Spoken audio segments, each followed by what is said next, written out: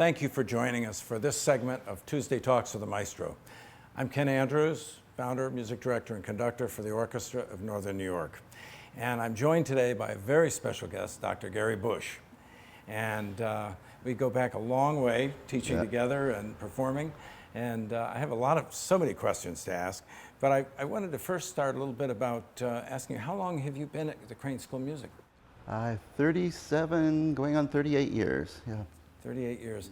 And have you taught music history and piano that entire time? Piano the entire time, and it was an early 80s I arrived there.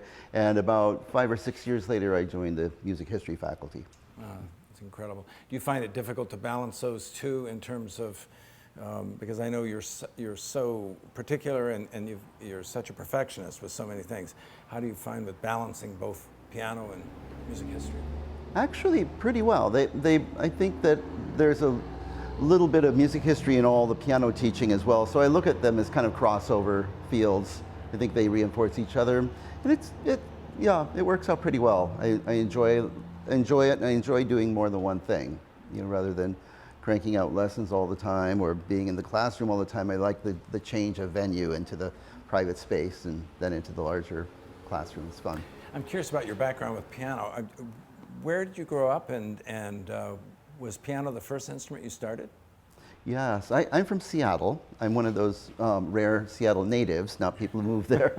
And I started piano first. I always wanted to play piano, even years before I was allowed to take lessons and such. So it was always my first love. And how old were you when you started piano? Well, actually about 8. 8? Yeah, and I took lessons through grade school. And then in high school I stopped, but I was kind of voraciously listening in the library and reading books on piano technique and pedagogy and things. And so I was kind of self-teaching for 4 years. And so when I got into college, I was ready to sponge up a lot of. What was it do you remember the moment or the time when you decided you wanted to pursue music? What actually drew you into it? Or do you remember what sort of was the catalyst for this?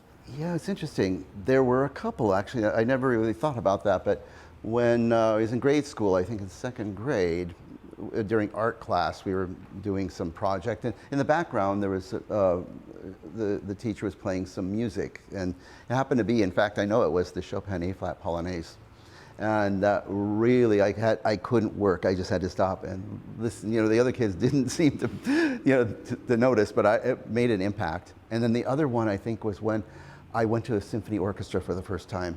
I think it was in 6th or 7th grade, and it was the Seattle Symphony. At that time, it was conducted by Milton Katims, and so it was, it was an experience. But I remember the very first time I heard that sound, that made a profound impact on me. That's for sure. I mean, I remember those two things growing up that were really impactful.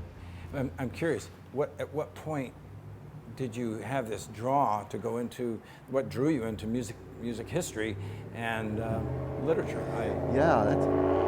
Well, the music history is really an outgrowth of my general interest in history. And I don't know if you did this, but in the 50s and 60s, it was still very popular. Hobby was stamp and coin collecting, and I was really into both of those. And there's certain things that attract us. It might be the design or the technology of how the stamp was pressed and all this stuff, but I was always drawn to the oldest things. And whenever I would hold a stamp in my hand or a coin, I would think of what few dates I knew and when this thing existed, and some of them were before my parents were born, which is inconceivably distant in history.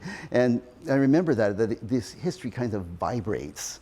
You hold something that old. I was always excited about that. That just sent shivers down my spine. It sounds kind of silly, but I did. I was just in awe of things that were that old. So when I made the connection, I think, with music, it's the same thing, except something that comes to us by ear is a lot more visceral than just a visual image or a touching something, but it goes inside your heart.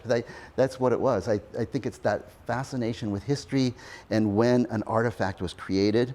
And then I realized, of course, that the music I loved, I wanted to know who were these people who wrote this, and when was it? I think I've always looked at history in conjunction with performance, and with listening. And I don't look at them as separate things, but they enrich enrich what we get out of a piece of music. We can either listen to it just on the surface for what it is, and which is wonderful, but then you get this other layer, like a door that opens up and you see another set of facets in it.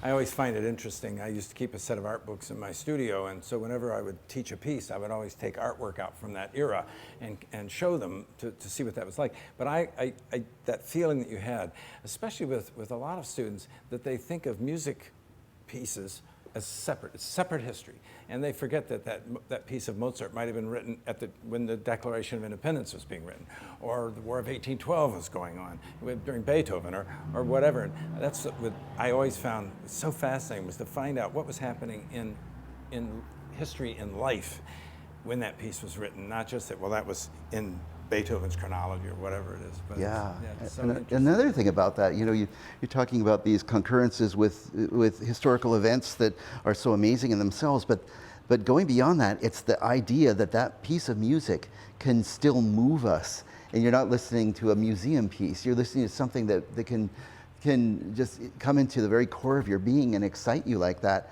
and yet those people were excited in the same way, and all this history has passed in the meantime, and it still is the same to an extent that we are moved by it. This is a tough time now, because as we have so many new types of works and new genres of music, but yet still a lot of that the music from a century ago or 2 centuries ago is still, to me, is still new. It's all, every time you perform it, it's new. It's a new piece. Just curious, I know you've done so much. You've lectured in other countries, in Germany, and I remember in German when you were lecturing in Germany. But would you share with our listeners a little bit about what maybe particular area in music history that you found was something that you were drawn to? I know you love it all, but was there one particular area that you've done more research in and that you've lectured on? Yeah, well, I'm always drawn to anything German Romantic or German or Austrian classical. That's where my heart is. So that's what I do, a lot of lecturing in those areas. And then later on, I became really preoccupied with American music. And so that's something I've spent teaching courses in that and researching the different genres and the history in that area. So that it's just completely fathomless. There's so much in that study. I can vouch for the fact that I tried to get every single student that I taught to take your course in American music. And I can remember so many times calling you or writing you and asking you your thoughts about pieces that I was looking for from that, especially between the end of the 19th century up to World War II or up through World War I, that area that you've really researched at such a high level. One of the things that you've been so gracious about is being the author of our program notes for our program booklet. And for so many years, you did it for many, many years, a long time ago, and then we're off on a bunch of other projects that were interesting and have now been good enough to come back, and you've been writing for several years now again. And I'm curious with these notes, because I always find them so amazingly well written, and it's such a tough thing. What do you find is so challenging about writing program notes for a mixed audience, as you would compared to what you're doing with your, when you're lecturing your students and other aspects?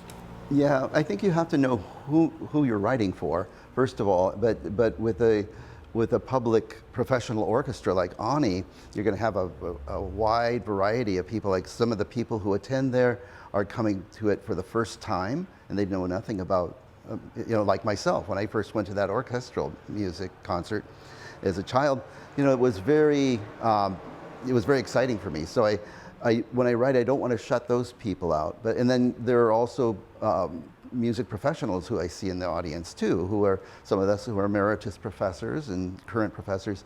So I try to shoot somewhere for just above the middle of what I can perceive, so that I'm not dumbing anybody down, but not leaving anybody behind. That's what I'm always thinking about when I write them. And I always want to make sure that there's a door open to the big hallway of the background behind each piece, like the circumstances of its composition, the kind of person who it was that wrote it, but also to give them something to listen to actively, even if it's something very simple. So I always include something in the way of analysis that will give you something to latch on to, because a lot of works, especially unfamiliar ones, sometimes the audience doesn't know how to approach it. They may zone out, and I try to just give them a little something to ride on so that that would help them. So those two things are the things that I try to do. I have to say, over the years, that is such an art. It is such an art. And when you talk to any music historians, they will tell you that in many ways writing such notes are the hardest thing to do, because you're not just writing it for scholars, and you're not writing it for music majors that are just beginning. You're writing it for people of all levels. And your notes, for any of our listeners that have not been able to come to concerts or have not seen some of these, I invite you to look at these notes next time you're at one of our concerts and see what they are. They're really amazing. In the short time we have left, I wanted to mention you're such a consummate musician, and one of my favorite musicians, in fact. Thank you. And pianist. And you do so much different chamber music, and you were one of our very first soloists for the Orchestra of Northern New York with the Beethoven Piano Concerto second No. 4. season, maybe. Yeah. All right. Yeah. Do you remember anything from that at all? Oh, you remember lots about that, yeah. Well, it was Beethoven Fourth Piano Concerto, and that's my favorite Beethoven concerto, bar none. It's what I feel. It's just what I believe in, and so.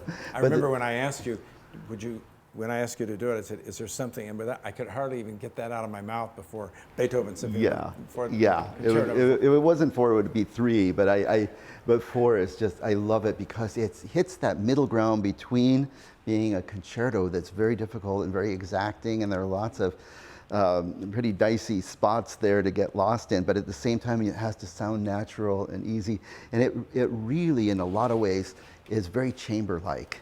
You know, I find that it speaks in a lyrical way, and it's intricate, and it has little trade-offs with the orchestra. And I remember that thing I really appreciated was that I think it's easy for the orchestra to drag the soloist along, and if you're out of sync at all, there are just a few treacherous passages you could fall in and drown together. But I just always felt that no matter what, even if it was something momentary, you were watching, and I felt like it was a complete ensemble experience. It was very much like playing chamber music. Plus, I know a lot of the orchestral players. I played with them, so it was fun. Actually, during the performance, I would think, "Oh yeah, there's so and so. We're playing this together," and it had a real intimate feel. And as it started, I forgot it was even performing. You know, it was so much fun. I really remember that. It always reminds me a little bit of the Schumann concerto, because yes, it is. They're both the two real chamber concertos, and they both can leave you high and dry if you're not careful. Right.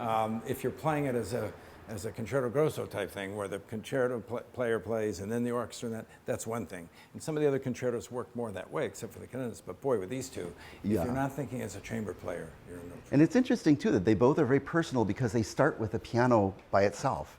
You know, the pianist says, "Here I am, and this is the kind of pianist I am, and welcome to my world," you know, and that's this kind of an invitational feeling that the piano gives to the orchestra that I really love.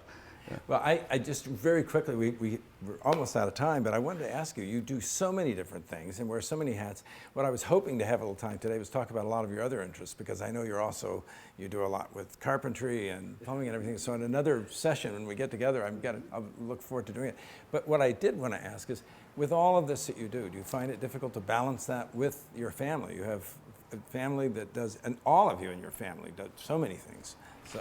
Nope, not really. The children grew up knowing that this is our life and this is what we do, and a lot of the things, like you mentioned, the carpentry and things like that, we do that together, and they're very independent and have their interests and such. But yeah, I find it actually worked out well, and I didn't have children until I was almost 50.